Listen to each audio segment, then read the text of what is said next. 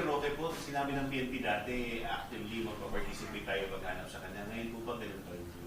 Well, I think there was already a confirmation at in fact yung kanyang sinubmit po na counter affidavits would confirm na nasa UAE po siya. So ang direction na po ng investigation po ngayon is how come nakalusot po siya at kung dumaan po ba siya doon sa normal na proseso, meaning doon sa ating mga ports and airports po. So I think the BI is already conducting investigation. On the part of the PNP, kung kinakailangan pong mag-provide po tayo ng investigative assistance for purposes of establishing kung saan-saan ba siyang area possibly dumaan, then the PNP will provide the necessary assistance po.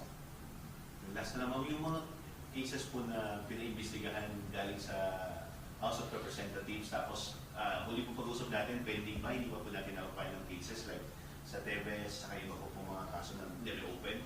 May update po ba tayo dito?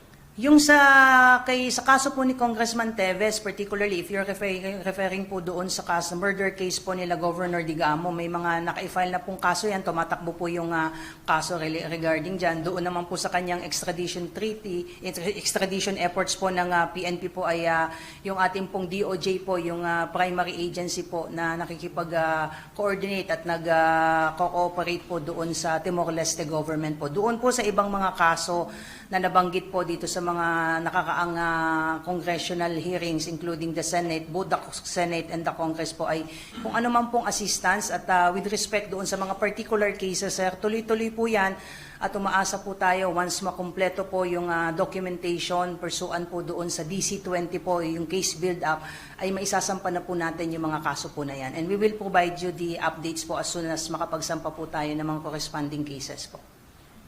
Kung related dun sa NPA, may declaration ba ng SOC?